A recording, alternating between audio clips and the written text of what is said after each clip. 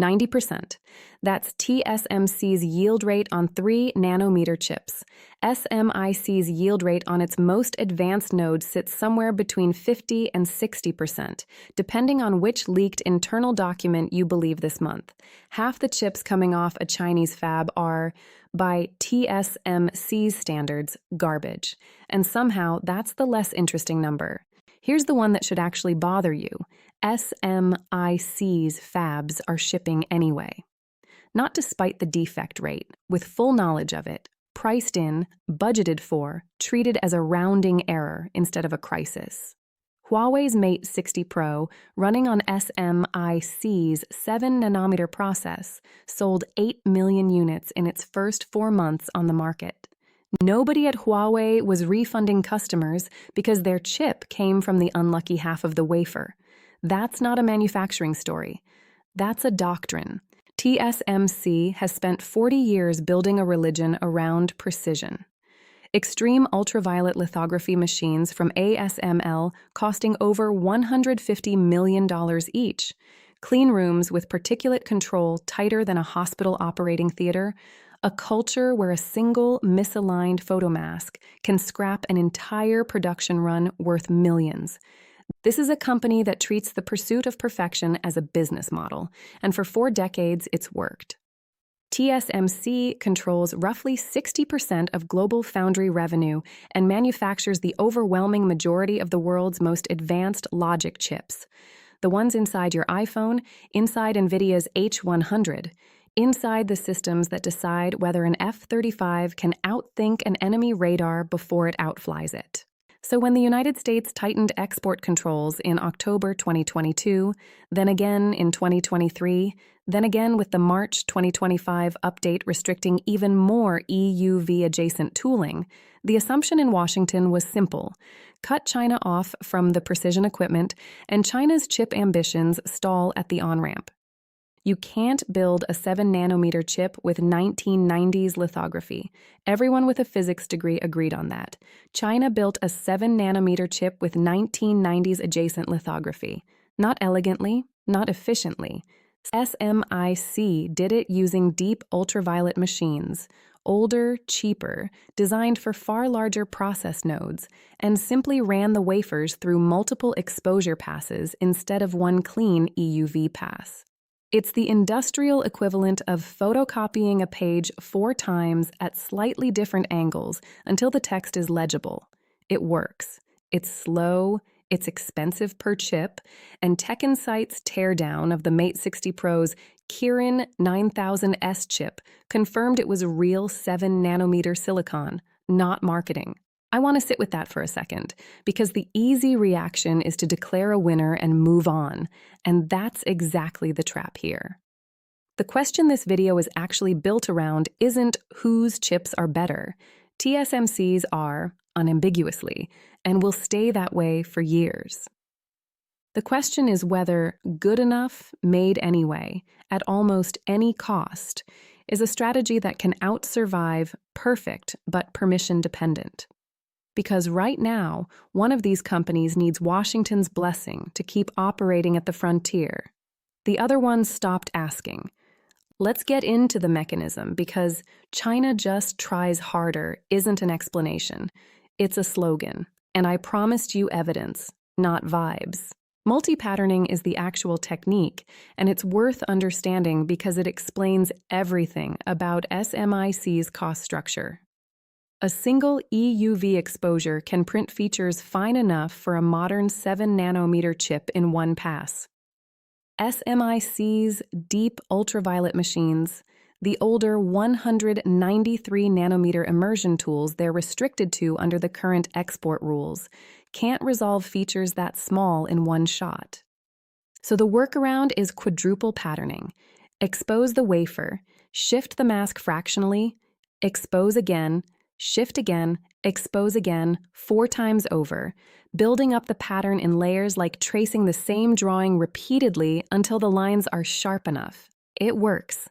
It also roughly triples production time and collapses yield, because every additional exposure pass is another chance for misalignment, another chance for a defect to ruin the whole die.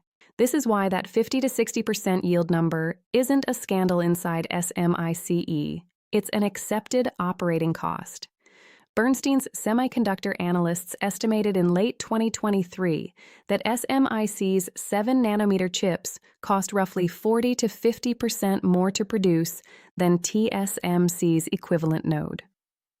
Huawei absorbed that premium anyway, because the alternative was having no advanced domestic chip at all. And for a company that got put on the U.S. Entity List in 2019, expensive but ours beats cheap but embargoed. Here's the human anchor, because this whole story gets abstract fast if you don't ground it somewhere specific.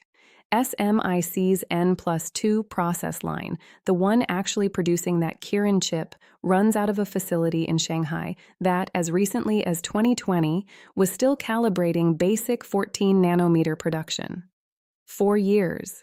That's the gap between we're years behind and we shipped a flagship smartphone chip that made Tech Insights issue a public correction. I'm not saying the engineering team pulled off a miracle. Multi-patterning on DUV tools is well-documented, unglamorous, brute force engineering.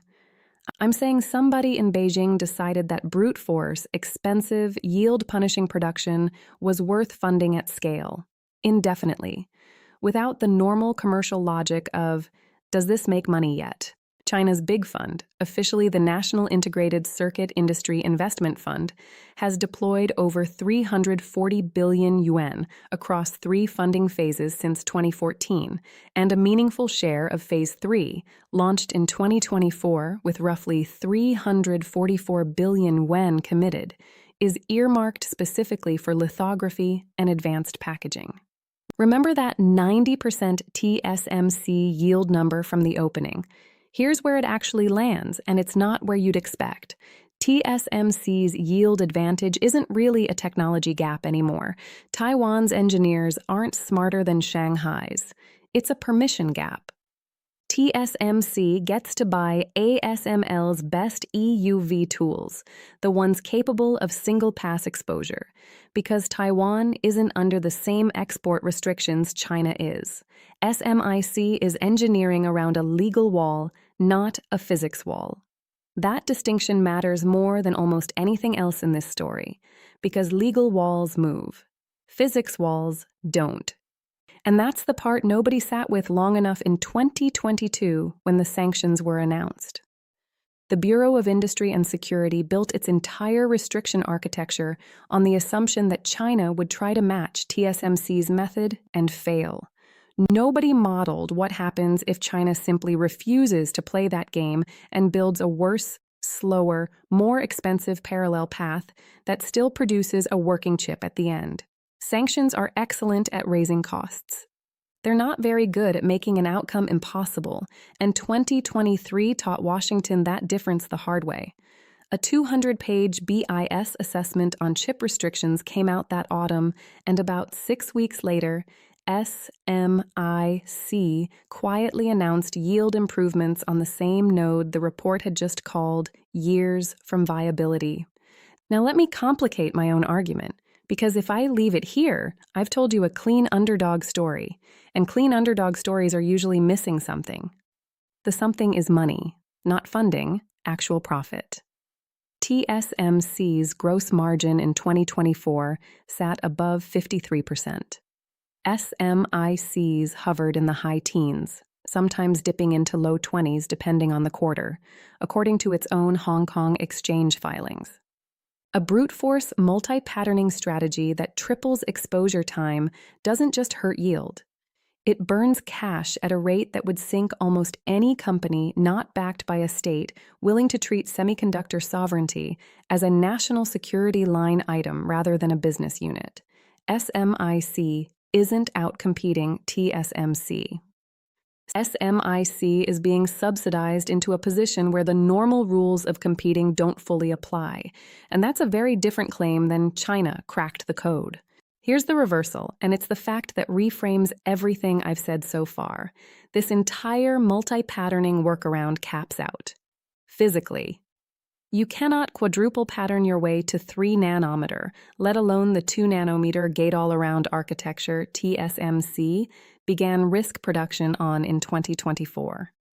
The distortion and misalignment compound with every additional exposure pass, and at some point past the 5 nanometer range, the yield collapses so far that the economics stop working even for a state willing to eat the loss indefinitely. SMIC's 7 nanometer achievement wasn't proof that sanctions don't work. It was proof that sanctions have a floor beneath which they don't work, and that floor happens to sit a few process generations above where the real frontier now lives, which is exactly why the quantum front matters and why I've been holding it until you understood the foundry story properly. While SMIC grinds out DUV workarounds on conventional logic chips, a completely separate Chinese effort has been playing an entirely different game. One where the export control chessboard barely applies. USTC's Zhuchangji 3.0 superconducting processor, announced in early 2024, ran a random circuit sampling benchmark its team claimed would take the world's fastest classical supercomputer roughly 6 billion years to replicate, at a claim that drew real skepticism from parts of the physics community about whether classical algorithms had been optimized fairly, and that skepticism is worth taking seriously rather than waving away. Separately, USTC's Zhejiang photonic quantum computer lineage doesn't need EUV lithography, doesn't need ASML, doesn't need anything on the Commerce Department's restricted list, because photonic and superconducting quantum architectures are built on almost entirely different fabrication techniques than classical logic chips.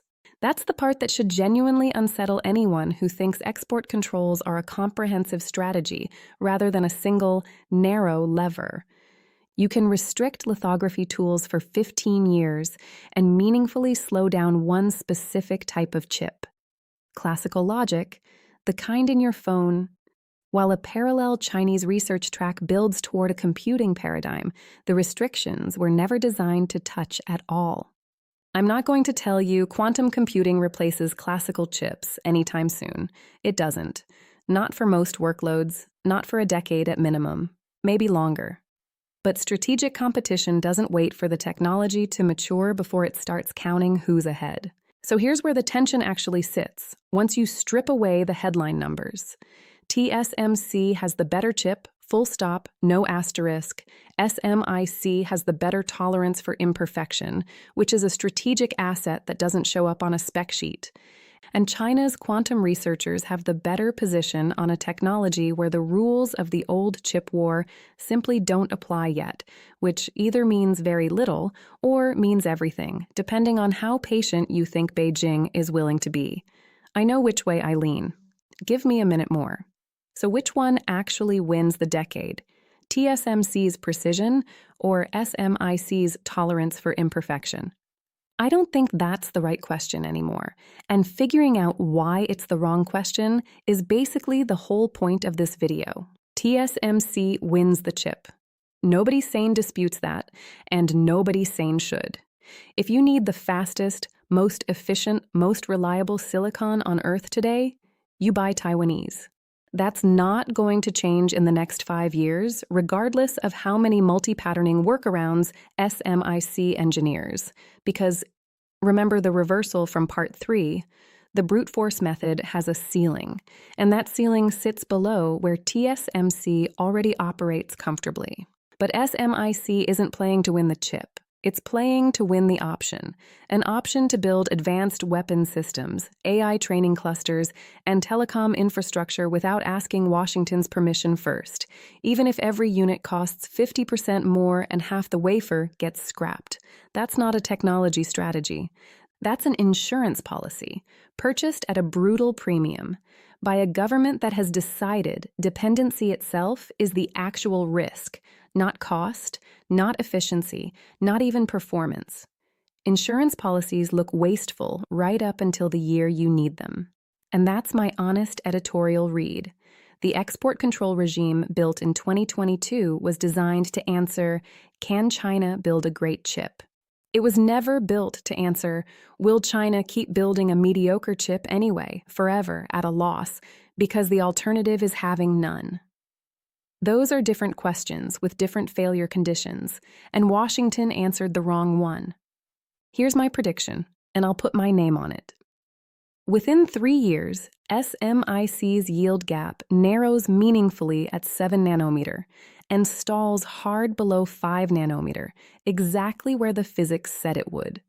TSMC's lead at the bleeding edge doesn't just hold, it widens, because 2 nanometer and beyond require precision tooling multi-patterning simply can't fake. But the strategic contest quietly moves off that battlefield entirely, toward quantum architectures and specialized AI accelerators where the old export control map is mostly useless. The 5-year story isn't China caught up. It's the frontier moved to a place the sanctions forgot to guard. TSMC built the perfect chip. SMIC built a company that doesn't need the perfect chip to survive. And somewhere in a lab in Hefei, a photonic quantum processor is running an experiment that makes both of those arguments look like they were fighting over yesterday's war. If you think I've got the quantum piece wrong, or too generous, or not generous enough, say so in the comments, because that's genuinely the part I'm least certain about.